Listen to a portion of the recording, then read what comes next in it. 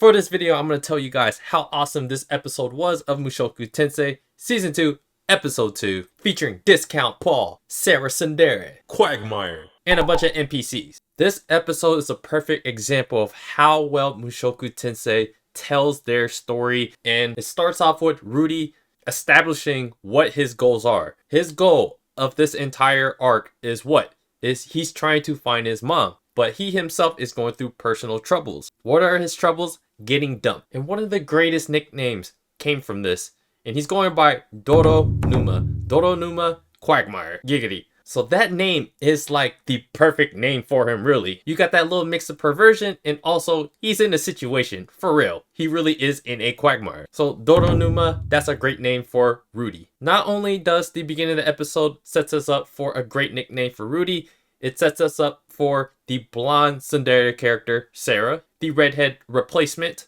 But the most impressive of all of this entire episode is Discount Paul. Discount Paul brings this whole episode together to help character develop Rudy. So what happens at the beginning of the episode? We learn that Rudy is actually becoming pretty famous. He's going through many missions. He's getting his name out there, and he's using this name of Quagmire to kind of get his name out there to hopefully get his name out to his mom while using that nickname. And of course, Sarah, she sees Rudy, all his better characteristics start to show up, and eventually she asks Rudy if he wants to help them go on this other mission. And other characters for Counter Arrow, they come up and they, hey, help us out. And then Rudy eventually accepts. And also at the very beginning of the episode, they introduce this other character. I call him Discount Paul. He's from a different adventurer guild. He has this look like he looks like Paul, like Rudy's dad. He kind of gives Rudy the snide kind of look. So that kind of sets us up for something else. Potentially another rival guild, another plot point. So Rudy and Counter Arrow, they eventually go to this cave. Of course, they're trying to collect a bunch of stuff for the little mission. And of course, a bunch of monsters show up.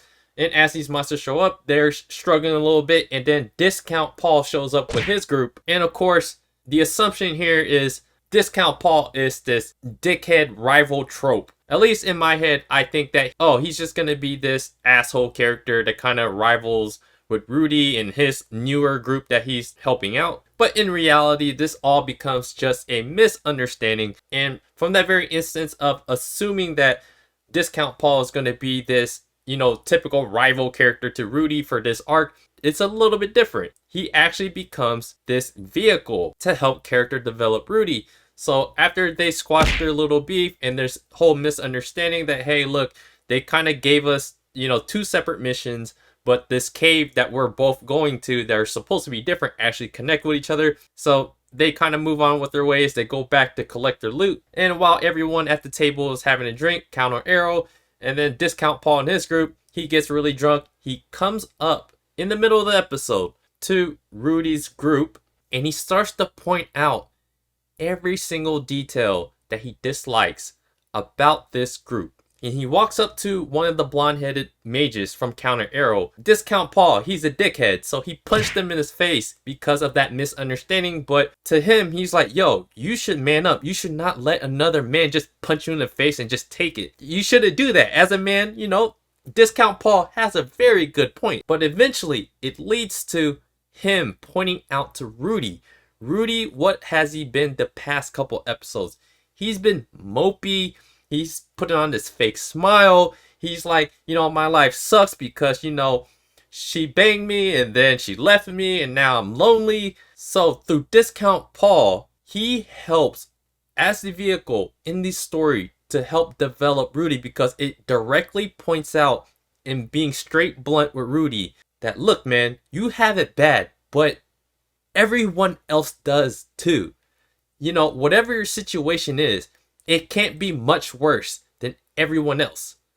Everyone else is going through their struggles. So that is the biggest learning point of this episode. And this is why I love this episode so much. And this is why Discount Paul, who looks just like Rudy's dad and just acts in a very similar way to his dad. And Rudy even points this out in the episode that he's very much like his father, or that is the assumption that they're pointing out in the episode. But the fact that he points that out in Rudy, it kind of like unlocks something in Rudy. Like, you know what? Maybe Discount Paul has a point. So eventually it kind of time skips a little bit and it takes us up to the next plot point, to the second half of this episode. And this all of a sudden counter arrow, they come back from their other mission by themselves, and then two people are missing. You got one NPC, Mimir, and then you have Tsundere Sarah. They end up missing, but at first they say that they're dead, but possibly Sarah, she's alive. So listening to what Discount Paul said,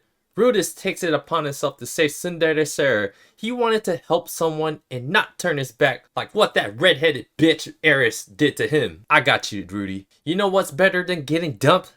Rebound. And switching hair colors for girls. Going from redheads to blondes because redheads don't have souls. Remember that. Just kidding. But really though, guys. So Rudy in his head and thinking about what Discount Paul told him. He's like, you know what?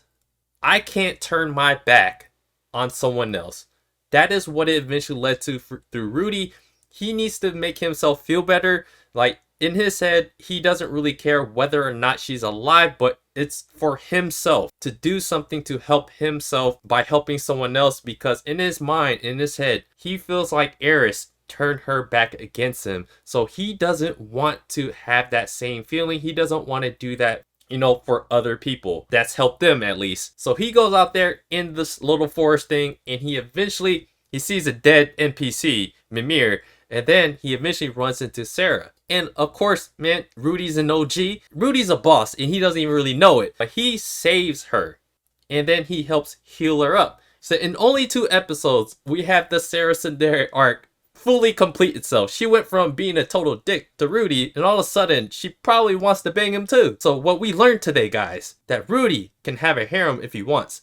Rudy can rebound if he wants. So once Rudy saves Sarah and takes her back to the inn, that kind of completes the arc, that little 2-episode depression arc for Rudy as well. So in 2 episodes, we got Tsundere Sarah from mean to very nice, and probably really admires to really likes Rudy. Rudy completes his little kind of depression from his breakup with Eris, and now likely he's gonna build this bond with this other blonde girl. So this is why Mushoku Tensei storytelling is so great. It gives us all the reasons in one whole episode of Rudy's situation, of what he's trying to do, and you have this underlying a little bit of humor that they add into it. But at the same time, there's important lessons throughout, and all these other characters help, and especially Discount Paul. He helps bring that all up to a climax of Rudy's situation. Like, look, Rudy, we're all looking at Rudy like, yo, man, quit being so mopey. You don't have it that bad.